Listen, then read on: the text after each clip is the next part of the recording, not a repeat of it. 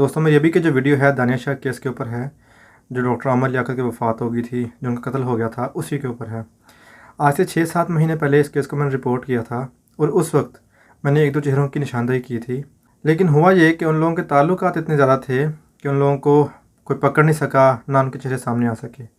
अब इतना टाइम गुजर जाने के बाद, 7 महीने गुजर जाने के बाद अब फिर से उन पे बात होना शुरू हुई है, क्योंकि जब दानिया शाह गिरफ़्तार हो गई है, इसके बाद अब फिर से बात होना शुरू हुई है कि आखिरकार इनके पीछे मास्टरमाइंड कौन था, किसने उनको कत्ल करवाया, कौन था इसके पीछे। अब यहाँ बात यह है, वो जो इंटरव्यूज़ थे जिन्होंने किए थे उस वक्त टीवी पे आके, जिन्होंने सोशल मीडिया पे इंटरव्यू किए थे, उन्होंने कुछ टाइम के बाद इसको डिलीट कर दिया था। और मेरे पास भी वीडियोज़ थी, वो ऑडियोज़ थी जो कि बदकिस्मती से डिलीट हो गई थी। अब फिर लकीली मुझे वो वीडियोज़ भी मिल गई हैं, वो ऑडियोज़ मिल गई हैं, जो इंटरव्यूज़ उन्होंने, जो उन 2 चेहरों ने किए थे उस वक्त दानिया शाह के, जो नाज़ेबा किस्म के इंटरव्यू थे, अब फिर से मुझे मिल गए हैं वो। अब करना ये है कि मैंने आपको इंटरव्यू सुनाने हैं। सुनाने के बाद मैं आपको बताऊंगा कि इन 2 चेहरों के आपस में क्या ताल्लुकात हैं, ये आपस में क्या लगते हैं। अब करना ये है कि मैं आपको इंटरव्यू सुनाता हूँ दोनों, क्योंकि ये इंटरव्यू डिलीट हो चुके हुए हैं, ये सोशल मीडिया पे नहीं है, आपको नहीं मिलेंगे वहाँ पे, क्योंकि इनको ख़तरा था उस वक्त कि पुलिस के कस्टडी में ना आ जाएँ, पुलिस इनको पकड़ ना ले, एफआईआर इन पे कार्रवाई ना कर दे, इसलिए उन्होंने फटाफट से वो इंटरव्यू थे वो डिलीट कर दिए और जो सोशल मीडिया था वहाँ से डिलीट करवा दिए। तो सबसे पहले करते ही हैं कि आपको इंटरव्यू सुनाता हूँ 1 बाय 1, फिर इस पर बात करेंगे इसके ऊपर। तो चलो चलते हैं इंटरव्यू की तरफ। डॉक्टर आमिर लियाकत हुसैन साहब की अहलिया हमारे साथ मौजूद हैं। इन्होंने भी उन पर कुछ इल्जामात लगाए हैं और कुछ डेटा हमें प्रोवाइड किया है, जिसमें आप देख सकते हैं कि वो किस तरह की नाजेबा हरकत कर रहे हैं। इनके मुताबिक कोकेन एक बड़ा खतरनाक नशा है, वो करते हैं और ना सिर्फ खुद करते हैं, इनको भी इंसिस्ट करते हैं कि आप भी करें, अगर आप नहीं करेंगी तो इनको जान से मारने की धमकियां भी दी गई और उसके बाद इनके घर पुलिस भी भेजी गई। वालिदा इनके साथ बैठी हैं, ये भी इंतहाई परेशान है। ये तमाम मामला है क्या, ये इन्हीं की जानिब बढ़ते हैं और इनसे जानते हैं। ये आपकी 90 दिन सिर्फ शादी रही है, ये जो नशावर चीजें इस्तेमाल कर रहे हैं ये कब से कर रहे थे? इन्होंने कहा था कि मैंने जब तूबा से शादी की थी तो मुझे इन नशों में ना तूबा ने लगाया था, और इन सब की मेरे पास रिकॉर्डिंग वगैरह सब कुछ है। बहुत बदतमीजी करते थे, कहते थे बस ये नशा तुम करोगी तो ही रखूंगा वरना डिवोर्स दे दूंगा। आप नशा करती थी उनके कहने पर? नहीं, बस एक्टिंग करती थी। अगर नहीं करती थी तो क्या रिएक्ट होता था उनका? नहीं करती थी तो वो चिल्लाता था, बातें करता था काफ़ी सारी। 3 का टाइम है। आप मना भी इनको करती रही हैं, वीडियो में लोग देख भी सकते हैं, आप बता रही हैं इनको कि दिन का टाइम है लेकिन बाज नहीं आ रहे, तो इस पे क्या कहेंगे आप? मैंने तो निभाने की बहुत कोशिश किया लेकिन वो उसका इरादा नहीं था निभाने का। ये इनको कोकेन फराहम कौन करता था? ये उसके नौकर लेके आते थे, जिनको इसने ऊपर किया हुआ था और मुझे लो लेवल पे किया हुआ था। प्लेट में बनाता था ओवन में गर्म करके और किसी कार्ड के साथ उसको रगड़ता था। अब मुझे नहीं पता कि उसको, वो बस कोकेन करता रहता था। आप पे तो उसने इल्जामात ये भी लगाए हैं कि शायद आप कोई प्रोस्टिट्यूट हैं या मतलब आप कोई पेशावर फाहिशा औरत हैं, उस पर कोई रिबर्टल देना चाहेंगी? देखें, अगर मैं ऐसी होती तो ये पहली फुर्सत पे मुझे डिवोर्स देता, ना कि ये मुझे डराता, धमकाता, बदतमीजी करता। ये इल्ज़ामात तो इसने तूबा पे भी लगाए थे, अपनी पहली बीवी पे भी लगाए थे, तो वो तीसरी पे भी लगा सकता है। आप वज़ीर-ए-आज़म इमरान खान साहब से भी मिली थी और तस्वीर बड़ी वायरल हुई थी, आमिर लियाकत साहब भी आपके साथ मौजूद थे। खान साहब से क्या बात हुई थी? खान साहब ने आमिर लियाकत को बोला था कि मुझे तुम्हारा तो पता है लेकिन ये बच्ची शरीफ है, इसका ख्याल रखना। आमिर लियाकत हुसैन साहब ने यह भी कहा है कि आप नाबालिग थी, शादी के बाद उन्होंने आपका बिस्तर जो है अपने रूम से अलग कर दिया था और आपको टच भी नहीं किया, इसमें हकीकत है कोई? सब जानते हैं उनको, वो टच तो करते हैं, हर किसी को करते हैं, वो शादी इसी वजह से तो करते हैं। मैं जो मीडिया पे वीडियोस वगैरह बना के अपलोड करती थी, मेरे साथ ही तो सोए बड़े होते थे। अच्छा जी, ये था पहला इंटरव्यू, ये यासिर शामी ने किया था और अब इसने ये इंटरव्यू वहाँ से हटा दिया हुआ है, क्योंकि इसको ख़तरा था कि मेरे पे कोई कार्रवाई ना हो जाए, इसलिए इसने हटा दिया था उसको। अब आपने सुन लिया इसको गौर से। अब इसके बाद आपको मैं एक और इंटरव्यू सुनाता हूँ, फिर बताऊँगा कि इस बंदे का यासिर शामी के साथ क्या ताल्लुक़ है। चलें चलते हैं उस बंदे की तरफ। टाइमिंग का इशू भी था डॉक्टर साहब का? टाइमिंग का इशू बहुत ज़्यादा था। सिस्टम से पहले नशा करना जरूरी होता था उनके लिए? जी नहीं, यानी वो करते थे कि मैं अपनी तस्कीन के लिए वो करता हूँ। मेरा शौक है। इसने मुझे जब तूबा छोड़ के गई थी तो इसने मुझे सहारा दिया। अस्सलाम वालेकुम नाज़रीन, मैं उम्मीद करता हूँ कि आप खैरियत से होंगे। मेरे फ्रेम में दूसरी तरफ जो खातून बैठी हुई हैं, अब ये किसी तारुफ के मोहताज नहीं है। कुछ अर्सा पहले शायद इन्हें कोई भी नहीं जानता था।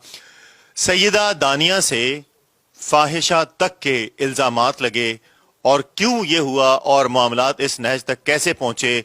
डॉक्टर आमिर लियाकत हुसैन जो मेंबर नेशनल असम्बली हैं, उनकी अहलिया सैयदा दानिया हमारे साथ मौजूद हैं। उनसे कुछ सवालात हैं हमारे।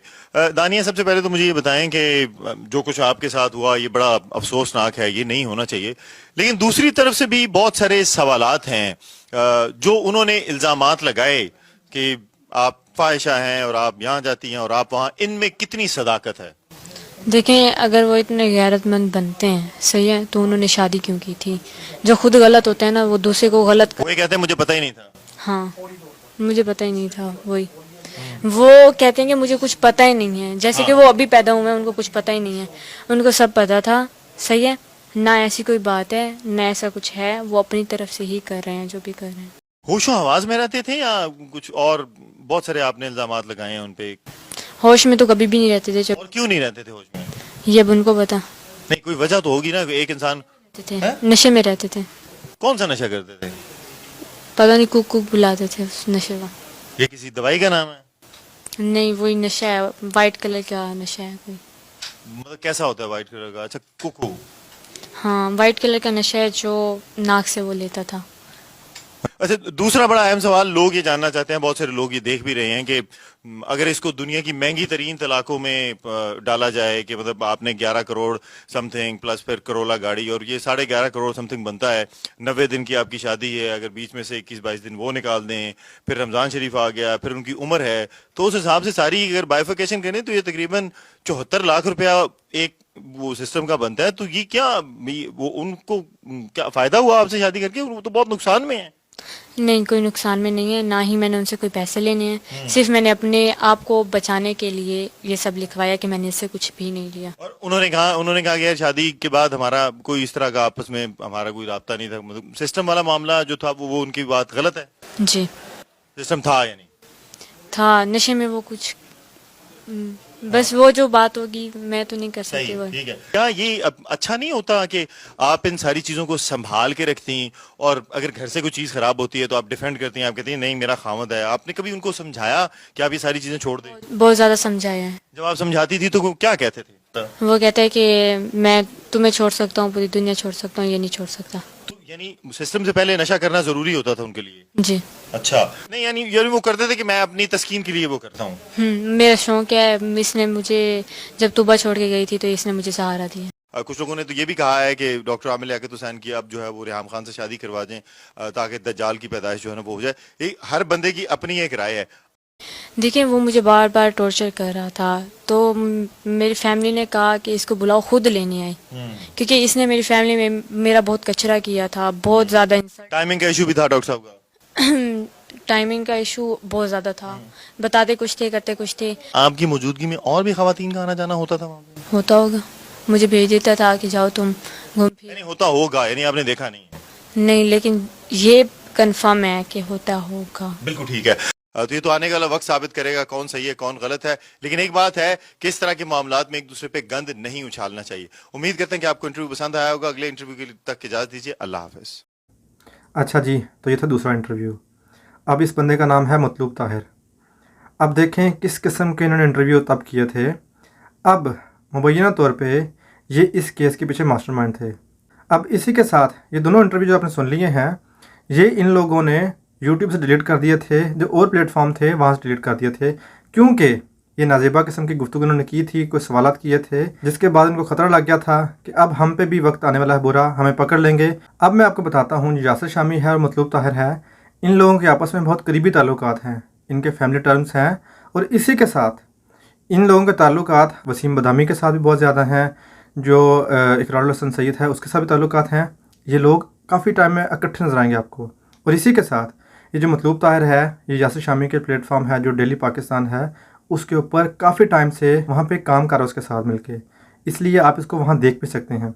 अब यहाँ बात कहने का मकसद ये है कि जिस किस्म के इंटरव्यूज़ थे आपने सुने हैं, क्या किसी की निजी ज़िंदगी जो थी उसको ऐसे डिस्कस करना बनता था इनसे? अब यहाँ पे इस सब को दिखाने के बाद अब मेरा यहाँ कहने का मकसद ये है कि जिस बंदे ने, जिस यूट्यूबर ने, जिस सहाफ़ी ने जो गंद बका था, जिन्होंने उसकी जो वीडियो सी लीक आउट की थी, जिन्होंने गंदी किस्म की गुफ्तगू की थी डॉक्टर आमिर लियाकत के बारे में दानिश शाह के साथ मिलके, वो सब इस वक्त कस्टडी में आना चाहिए।